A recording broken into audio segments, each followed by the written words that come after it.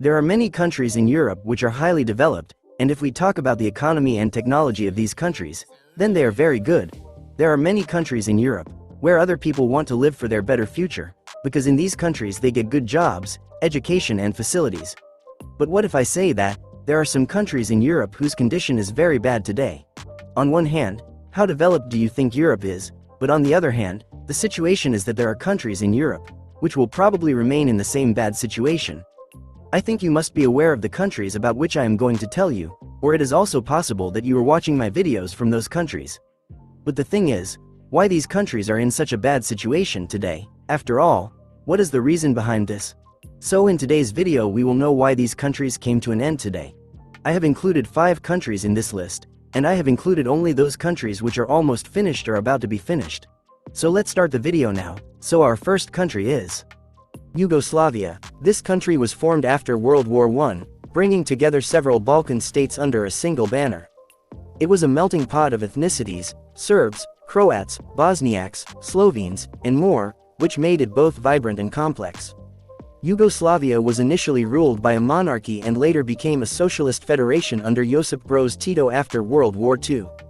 Tito managed to maintain unity among diverse groups, promoting a sense of brotherhood and self-management.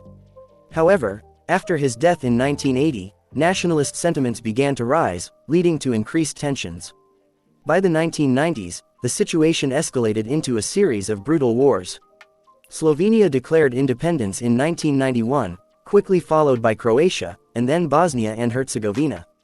The conflicts were marked by ethnic violence, horrific atrocities, and significant humanitarian crises, such as the siege of Sarajevo and the Srebrenica massacre. By the end of the 1990s, Yugoslavia had dissolved into several independent nations. Today, while countries like Croatia and Slovenia have joined the EU, the legacy of the Yugoslav wars still lingers, and efforts toward reconciliation continue amid ethnic divisions. And let me tell you now that Yugoslavia is no longer a country. This country was created due to war, and after a few years this country was completely destroyed. And today the name of this country has been changed to Serbia and Montenegro, and that is why Yugoslavia does not exist today. So let's move on to our next country, which is East Germany, officially known as the German Democratic Republic. Established in 1949, it became a symbol of the Cold War divide between East and West. Life in East Germany was characterized by a strict communist regime, with heavy surveillance and limited freedoms. The government controlled the economy and media, and dissent was often met with harsh penalties. Yet, despite these restrictions, East Germany had a rich cultural life, from literature to art, and many East Germans were proud of their achievements in education and social welfare. The Berlin Wall, erected in 1961, became an iconic representation of this division, separating families and friends for decades. It stood as a stark reminder of the ideological battle between capitalism and communism. In 1989, a peaceful revolution led to the fall of the Berlin Wall, a moment celebrated worldwide. This paved the way for reunification with West Germany in 1990. However, the reunification process was not without its challenges. Today, East Germany's legacy remains, as the country continues to navigate social and economic disparities that arose from its divided past, such as differing levels of economic prosperity and cultural identity. East Germany was facing economic crisis, that is why the people here gathered and protested, and everyone started moving towards the West. So this was the reason that this country is now finished.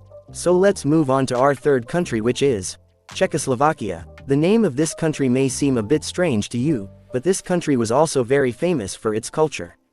This country formed after World War I. It brought together Czechs and Slovaks under one nation, a diverse country that boasted a rich history and culture. The capital, Prague, became a hub of intellectual and artistic life. For much of its existence, Czechoslovakia was a stable democracy, but tensions began to surface, especially after the communist takeover in 1948. While the Czech population and the Slovaks had distinct identities, the communist regime imposed a more centralized control that often overlooked Slovak autonomy. By the late 20th century, nationalistic sentiments began to rise, leading to increased calls for autonomy from the Slovak population. The Velvet Revolution of 1989, which ended communist rule, sparked discussions about the future of the state. This culminated in a peaceful split in 1993, resulting in the formation of two independent countries, the Czech Republic and Slovakia. Both nations have thrived since their separation, with the Czech Republic becoming a vibrant hub for tourism and culture, while Slovakia has also carved out its own identity. However, the split remains a significant part of their shared history, reminding us of the delicate balance of national identity and the complexities of coexistence. By looking at these countries, we are learning that no matter how developed a country is, one day it will come to an end. So our next country is Prussia, a once powerful kingdom that played a major role in European history. Known for its militaristic discipline and administrative efficiency, Prussia was instrumental in the unification of Germany in the 19th century. At its height, Prussia dominated the German Empire and was influential in European politics, particularly during the wars against Austria and France. The legacy of Prussian militarism and governance would influence Germany's development for decades. However, after World War II, the Allied powers dissolved Prussia, and its territories were divided among Poland, Russia, and other nations. The eastern territories, including areas like Silesia and Pomerania, were repopulated with different ethnic groups, fundamentally changing the cultural landscape. Today, while Prussia no longer exists, its cultural and historical legacy is still felt in the regions that once belonged to it. Many people seek to remember its historical significance through architecture, museums, and cultural events that celebrate its rich past. It is so unfortunate that a country which had such a good culture and history has now come to an end. So this was the history of Prussia. Now let's move on to our next country, which is the Ottoman Empire. Finally, let's discuss the Ottoman Empire, which, at its peak, controlled much of Southeast Europe, including parts of Greece, Bulgaria, and Hungary. This vast empire was known for its rich tapestry of cultures, languages, and religions, as it encompassed a diverse population. The Ottomans made significant contributions to art, architecture, and science. Istanbul, formerly Constantinople, became a cultural and political center, showcasing stunning architecture like the Hagia Sophia and the Blue Mosque. However, by the early 20th century, the empire began to weaken, facing internal strife and external pressures. The Balkan Wars and World War I accelerated its decline, leading to the empire's dismantling. The Treaty of Sèvres in 1920 resulted in the creation of modern nation-states in the Balkans and the Middle East. The influence of the Ottoman Empire is still evident today, from the architecture to the culinary traditions of the region. Its history is a reminder of how interconnected our world has always been, shaping the identities and cultures of the nations that emerged from its ashes.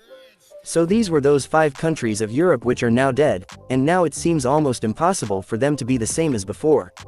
And I have also told you the reason for their end, so that you can know that, no matter how developed any country is, one day its end is certain.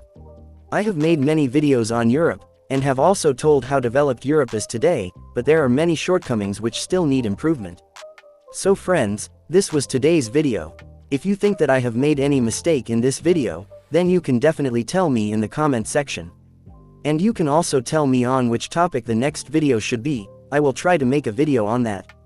So friends, if you like this video, then do subscribe the channel. I will keep bringing such videos in future also. See you in the next video.